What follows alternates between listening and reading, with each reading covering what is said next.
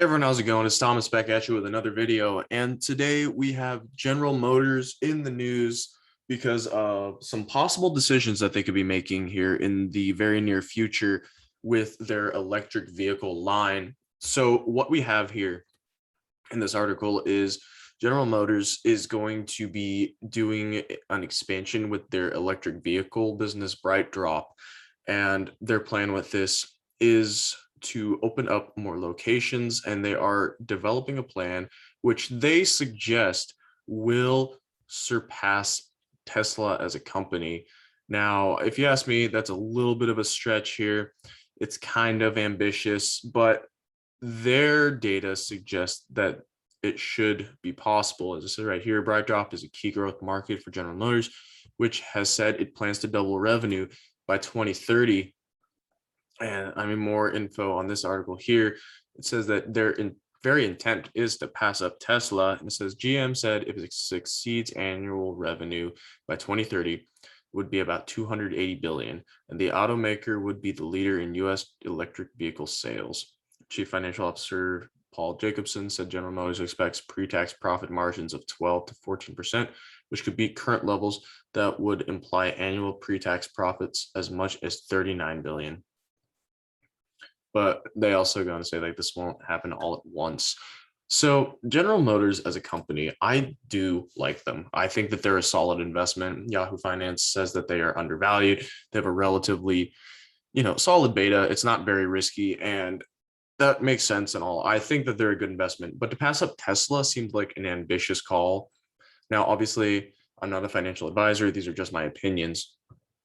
But in my opinion, it seems as though they are quite far behind passing up Tesla, even in the next 10 years, just because of how much of an advantage Tesla has right now. General Motors only this year had to recall the Bolt because of issues they were having. And so I'm concerned with their ability to produce electric cars at the capacity which they are claiming they will if they're to beat Tesla. Now, right now, it doesn't look like they are capable of doing that, especially with what has happened this year. Now, General Motors is a great company with a lot of great vehicles, and there's no doubt that their products are solid for the most part, I guess, with the exception of one, but they overall are a good company and they overall have a good marketing strategy, a good brand.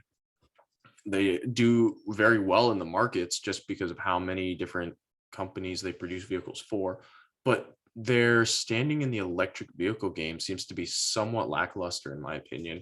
Now, Tesla obviously is at the top, but it doesn't seem like General Motors is anywhere near second place. If you ask me, I'd say that spot either belongs right now to Volkswagen, or I don't want to say Ford because Ford has some iffy cars, but Ford has more electric cars out there right now than many of the other competitors.